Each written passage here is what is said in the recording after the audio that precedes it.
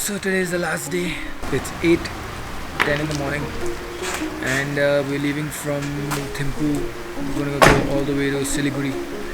It's a good 8 hours of driving. I'm feeling really sad leaving Bhutan. I like the weather, I like the food, I like the clean air. But every beginning has an end and every end has a beginning. Where are we gonna go next?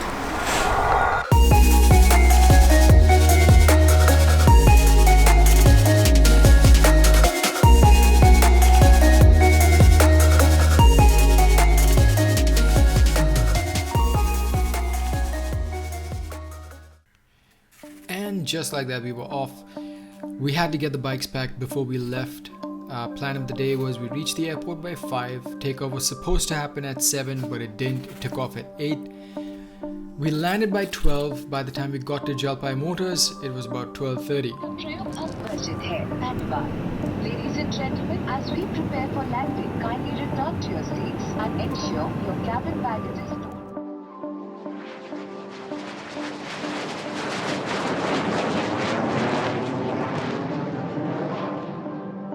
Hey guys, so it's around 12:30 right now.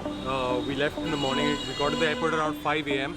Unfortunately, the servers were down in Bombay, so we were waiting in line for about 2.5 hours to get our bikes and other luggage checked in.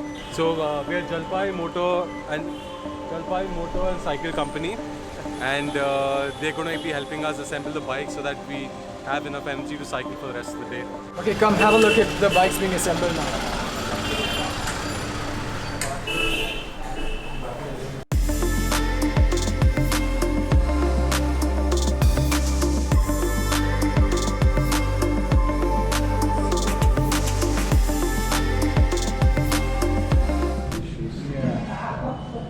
Four pairs of socks at most. Shorts, like leggings, like some legging shorts. No, you have shorts, no already. Don't Shorts. One pair of shorts. What will I wear? keep that quickly. Sure. At home, like when we chill, what will we wear? At home? What is this? What home are you talking about? Ski mask. Extra gloves and mask. No. You also don't want it. Formal short. No. Where are you going? You have a shirt now, you have taken. He's taking a formal shirt. No, that is a casual formal short. This is a formal short. What is this? You're getting an electric toothbrush. Yeah, right. Oh my god. He's got an electric toothbrush. Alright guys, so we're gonna be grabbing a quick bite. I think we're gonna be starting at 2:30 because it's already quite hot.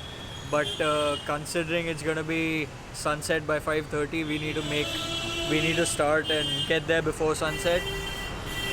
We're gonna make our way to Jalpaiguri, which is it's about 60 kilometers. We're gonna keep it easy today because we had a long flight. We started at 3. Our day started quite early. Once we're there, we're gonna check into a hotel. We haven't booked yet, which is what bike packing is about, just winging it. And just like that, we were on our way. As you all know, we started from Siliguri. Siliguri is a city in the northeast Indian state of West Bengal. It sits in the foothills of the Himalayas, surrounded by a lot of tea gardens. However, the path that we were going from right now was extremely polluted. There was garbage everywhere. There was a huge dumping site that we actually had to pass by, which was really bad on our system because we were cycling and then we were breathing in that air. Plus, there was also a lot of dust that was getting kicked up by the big trucks that were going with garbage in it. So it was not a very exciting first 20-kilometer ride. So we're about 20.7 kilometers away from where we started. Making good time. It's nice and cool right now, so we can cycle. But the initial 10-12 kilometers was just really bad with smoke and smog. It was just garbage everywhere. It was really bad. But once we hit the green, oh man, it was beautiful. There was still pollution, however the views were amazing. There was nothing but greenery everywhere, tea plantations. It was absolutely breathtaking.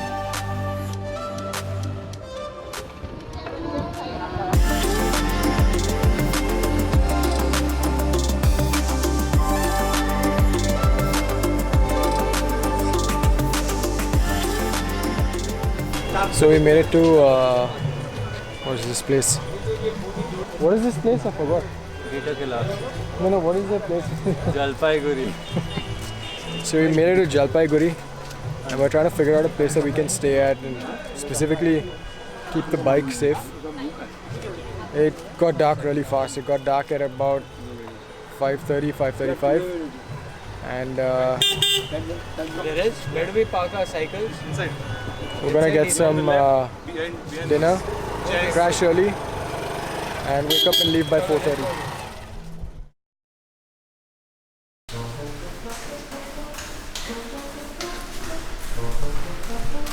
This is what you do when you don't feel like pooping in the morning. So this is how he makes his poop come out.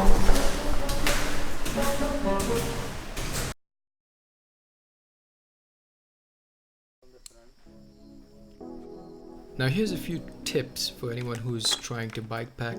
Number one would be travel light. Carry enough water. No, I'm not talking about beer. You can have one after the ride, definitely. And most important, carry food because you will get hungry cycling such long distances. Having that said, we then pushed onwards on our way, moving through Dhupguri, then Birpara, and then finally our destination for the leg was Phuentsholing. So we're at Jalpaiguri. I didn't say rolling. Arey man. Oh, we met ambulance driver. Imrin, pull your mask down. No way. Let them see your face. No. Pull it down. Adi, pull it down. What's over there? It's 5:40 right now, and we're headed to Phuentsholing. It's 103 kilometers, and don't take stuff from my bag. The first 80-85 kilometers is basically just flat. Post that, we have a 300 kilometer incline, which is going to be really terrible because we'll be tired by that time. It's already light, and it's 5:40 in the morning. Hopefully, we'll get some clouds so that we don't get that harsh sun, and it's going to be fun.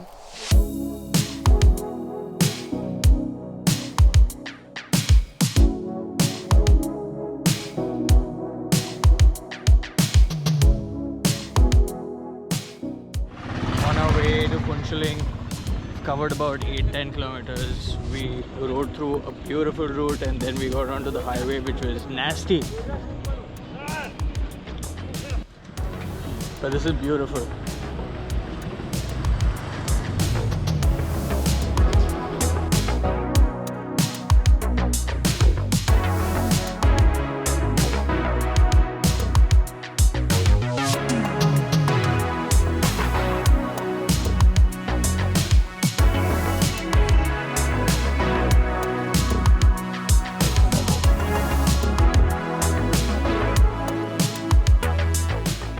Imran has made some new friends. Hello. Very sweet.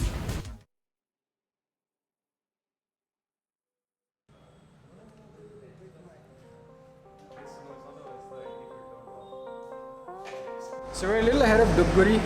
We're breaking for some breakfast right now. The highway is just terrible. The roads are really bad, and on top of that it's mucky in some places, so the bikes have gotten very dirty. There was this guy who messaged Gaurav on Instagram, DM'd him, and he told us a route that would cut through short passes through the highway.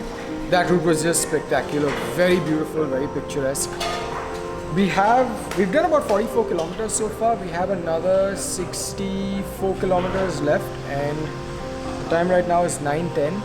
So we're definitely going to be cycling till at least about 5:30. And then we'll reach Phuentsholing. Once in Phuentsholing, we're gonna stay the night, and the next day we're gonna go and get our permits sorted. So what we found on the road was a ton of fly ash. It's basically the byproduct of burning coal in thermal power plants. What happens is once you do that, you have the byproduct and you have no way to dispose it off. So what these guys do is they come and dump it off besides the road is what we've noticed, and that's really bad for the environment. There are ways to utilize it, but then the excess can't be. I'm assuming that what they're going to be doing is using it for building the roads, which is going to be good. But for now, it's horrible. So what's happening is it's a lot of fine dust which is flying out, and it's really bad. The roads are It's really polluted. Which brings us to the question, why bike pack to Bhutan? Well, Bhutan is the only carbon negative country in the world. It also relies on GNH, which is gross national happiness. GNH is a philosophy that guides the government of Bhutan. It includes an index which is used to measure the collective happiness and well-being of its population. Another not so commonly known fact about Bhutan is that the new constitution provides for 11 years of free basic education for every Bhutanese child from pre-primary to class 10.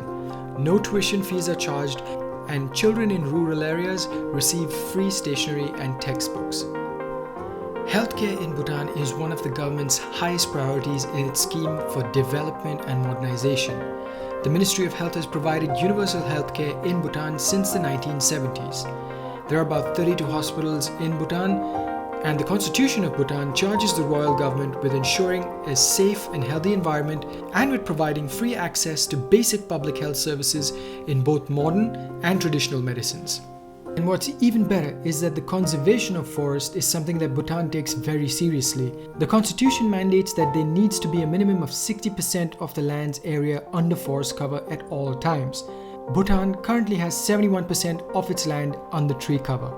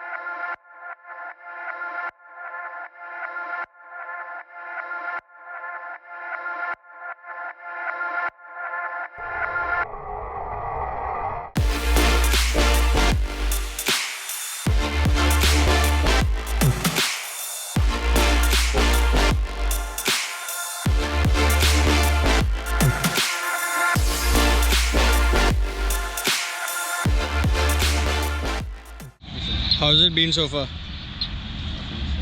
It's nice. You can't hear me? Why? Because my ears are blocked with the pain.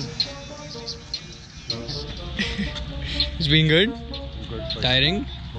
My legs are not tired, but I'm otherwise physically exhausted. You're doing good. Yeah. So we can see the mountains in front of us. Very excited. We're about 21 kilometers, 22 kilometers away from Jegaon. And check that.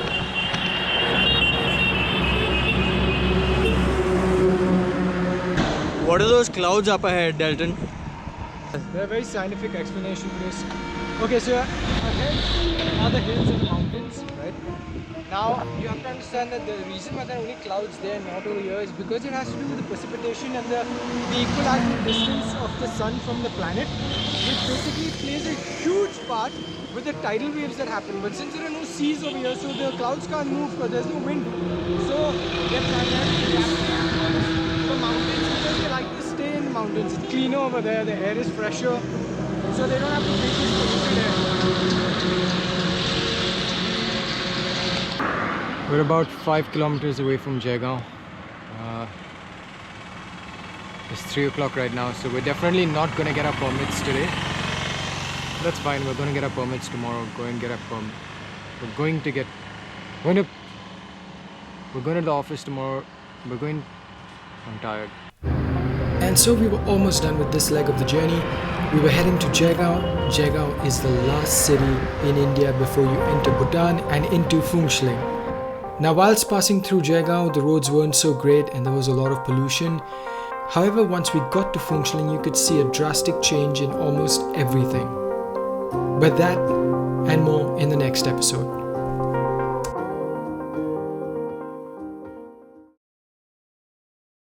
So it's 8 o'clock in the morning right now, and we're headed to the permit office. 2K into the ride.